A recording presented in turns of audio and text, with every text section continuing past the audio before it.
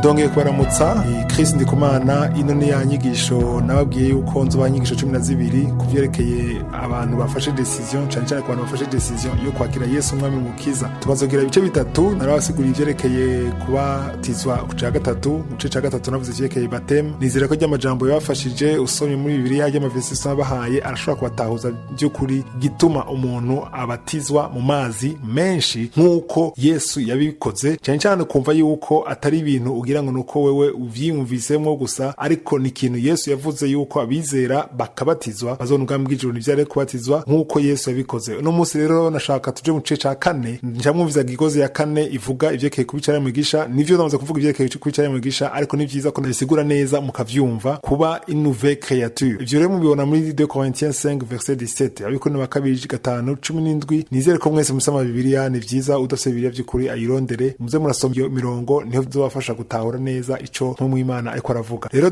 mugira mwumvirize gigoze ya 4 aho Corinne abaza ivyerekeye kuba icare mwigisha. Karibu. Yo, niwe nje kunyuguraga Mike. Oh, gute Corinne. Uraku. Ego ndakomeye, ndanezerewe kugusanga ngaha. Karibu cyane.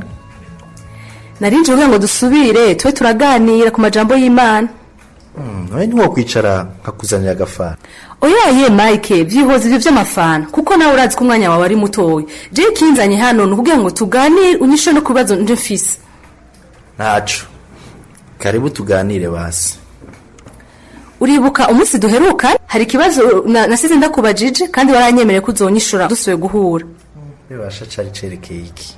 Cari kibazo cerekeye ku cari mu gishasha. Nari nakubwiye yuko bari babitwigishijeho mu rusengero. Hama nanje sinabitahura ico bivuga icari mu gishasha. Kandi sinumva igituma Bibiliya ikoresha icari mu gishasha iyo umuntu yakiriye Yesu acaguma ari wa wundi. None ushaka kuvuga Gakoine yuko icari mu gishasha wari uri mugufi ucuba muremure, wari ukunda ibiharage ucukunda ubushatsi. Oya, sico bivuga. Ubwa mbere igihe bavuga icari mu gishasha Corinne ni imvugo y'imwemu, kandi Bibiliya ivuga mu Bikorinto wa 2:5:17 ko iyo umuntu ari icari mu gishasha ari muri Kristo ababaye icari mu gishasha, ibintu vya kera biba vyahavuye vyose bicitse bishasha. Ugomba kuvuga rero ga Mike ko umuntu ategerezwa guhinduka. Bisobanure neza. Reka ndagusobanurire. Mu Baroma igice ca 12:2 intumwa Paulo ategeka abakristo ngo ntibishushanye n'ivy'iki gihe, ariko ngo bahinduke gose mu kugira imitima misha, kugira ngo bashobore kumenya neza ivy'Imana igomba, ari byo vyiza, bishimwa kandi bitunganye gose. Mike, hari ibindi ntatahuye. Mbega isano riri hagati yo guhinduka no kumenya ivy'Imana igomba nirihe? Soma witonze uwo murongo nyene. Uguhinduka nibivuye mu kugira imitima misha, kandi aho niho hari urufunguruzo. None rero ugomba ko tuvuga ukugira imitima misha tukareka uguhinduka. Corinne, naravuze ko uzi ubwenge, ibibazo byawe birakomeye.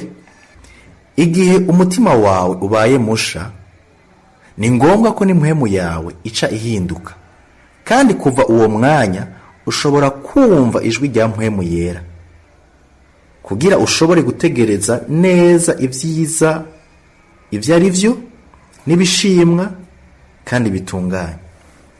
Mbe Mike, ndakubaza, ni iki cobuza ko imitima yacu ibamisha? Kandi n'ubunyene nsubira kukurungika hahandi Corinne mu Baroma igice ca 12:2 kugira ngo ubone ingene Paulo yatanguye uwo murongo. Yavuze ati, ntimwishushanye n'ivy'iki gihe. Umukristo yavutse ubwa kabiri ntategerezwa kwivanga n'imigenzo y'iki gihe ariyo y'isi. Akwiye ahubwo Corinne kwitwara nk'uko ijambo ry'Imana rivuga, kugira ubwenge bwiwe bunaguke, mpwemu yera nawe ashobore kumuhindura. Aho niho hazoshobora kumenya neza ivyiza ivyo ari vyo, bishimwa kandi bitunganye. Aho ugomba kuvuga iki ngo kwishushanya n'ivy'iki gihe, kandi umuntu yohinduka gute? uguhinduka ntikugira itegeko kugirako, ariko umuntu amaze gukizwa aca ava mu kungene ibintu bisanzwe bigirwa agaca yinjira mu rundi rugezo. Ibintu vyose birahinduka. Korine, ndaguha akarorero: imvugo, ivyiyumviro, imigambi, abagenzi n'ibindi n'ibindi. Si wewe uba uciyobora wewe wenyene, mpwemu yera niwe akuyobora. Aho ngomba kuvuga ko utaba ugikora ico wewe ubona ko arico kikubereye ciza, ariko utegerezwa kwisunga ubugombe bw'Imana. Kwisunga ivy'iki gihe niko kwisunga ivy'isi. Akarorero: bishushe nawe ugashuha, ivy'isi bipfuye bibaye nabi nawe ukihebura. Ni nk'uko umuntu aba ariko aratamba akwirikiza umudiho w'umuziki. Mike, aho ushaka kuvuga kujana n'ibigezweho? Kumenga biraguteye ubwoba cane, ariko nshima kuri kuratahura ikintu. Mu buryo bumwe novuga nti egome. Nico gituma Yesu yise Satani umwami w'iyi si. Tubibona muri Yohana igice ca 14 umurongo wa 30. Kandi hari abakristo bamwe basanga bakiriko baragenda ingendo y'umwami w'iyi si ari we Satani, ariko bo ugasanga ntibabitahura. Mike, haraho wigeze kuvuga ngo gutamba umudiho w'iyi si. None amajipo magufiya uyavuga kwiga? Aha nambaye ijipo ngufiya ndiko ntamba umudiho w'iyi si. None co bari icaha kwambara amakanzu magufiya nkuko bamwe bahora babivuga? Urazi ico nkunda Korine, nuko wowe ugenda usoma ijambo uwongera ugishirako, ugenda ubona ico Imana ikwira kubwira. Bibiliya nta rugezo rw'amajipo itanga. Igihe yandikwa nta n'amajipo yari ariho, ariko aho ico intumwa igomba kuvuga mu Baroma gice ca 12 umurongo wa 2 nuko abakristo badakwiye gukwegwa n'isi, ahubwo Korine n'abakristo bari bakwiye gukwega isi. Ariko ikintu nkwiye gushimikirako cane nukungene umwana w'Imana akwiye kwifata kandi akambara nk'umwana w'Imana, agahesha Imana icubahiro kandi ntabe ibuye ritsitaza mwene se. Ni naho co gituma Paulo yavuze mu Baroma gice ca 14 umurongo wa 13 yavuze ati: hoye kugira ushira igitsitaza canke ikigwisha imbere ya mwene se.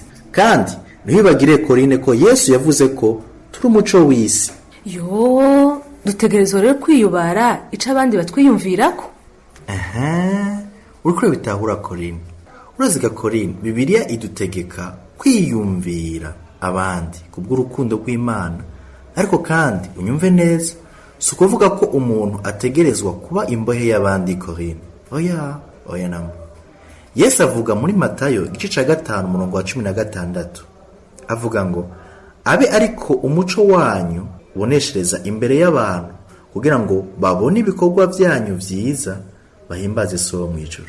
N'intumwa Petero nayo nyene ivuga hafi ico kimwe n'ivyo nyene muri Petero wa mbere igice ca 2 umurongo wa 12, mu kudutegeka canke kuduhimiriza ko dukwiye kugira ingeso nziza mu banyamahanga, kugira ngo nabo babone ibikorwa vyiza baheze bahimbaza Imana. Mike, hari aho wamye umbarira ivyo guhinduka.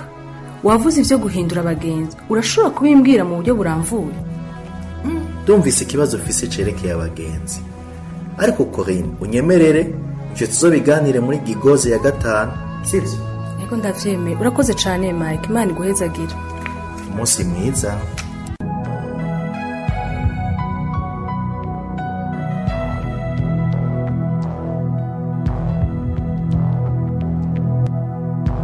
Nizere ko byabafashije gutahura by'ukuri ibyo umuntu abagiyemo, abantu batahura neza gukizo cyayico kuca mugisha nivyo ugumuri wa wundi gumusa kwa kundi, ariko imyiyumviro birahinduka. Mu Roma 12 murongo wa 2 yuko tukwiye guco bita renouvellement de l'intelligence, no guhindura ivyiyumviro, hama gasigara wiyumvira uko Imana ishaka uyumvira. Ama inspiration arahinduka, ama vision arahinduka, ama objectif de la vie arahinduka, kubera ntubuciganza wabamaze guha ubuzima bwawe Yesu kugira afate contrôle de ta vie. Nta kintu ciza nko kubona yuko Yesu afashe ubuzima bwawe. Nivyo urashobora de faiblesse, nimwemerera amajwi akora kubesha. Satani ashobora kubesha ati rero wowe ntiwakijijwe kubera ukiri muri ibi canke ibi. Reka nakubwire yuko ivyo ushobora kuba ukikuragwana navyo bizohera avec le temps, ukuzoguma mu ijambo ry'Imana, ukuzosenga. Igihe cyose ukurasenga, ndazi ko nizere ko muva muhera musenze. Igihe cyose usenga ubwira Imana uti shoboza kugenda uko ushaka ko ngenda. Uno munsi wizere yuko Yesu ari umwami wawe, mubwire uti fata ukuboko, ibino bintu ndagerageza ariko navyo ntushobora guheba wowe utabishoboje. Ni vyiza rero kwishira amaboko y'Imana, ukizera ko Imana izo gushoboza kuba icyari mugisha no kugenda uko Yesu ashaka ko ugenda. Mubananye rero musenga, mugume mu ijambo, hanyuma mu gice cya 5 tuzoraba kuvyerekeye relation canke abagenzi, kuko urumva hariho kompanyi rafise influence cyane, abantu bari ku ruhande yawe barafise influence gose. Cyo gituma Imana uyireka igafata ubuzima bwawe, iyo nyine ikakuyobora kandi ikakwegeza n'abantu ishaka kukwegereza bijanye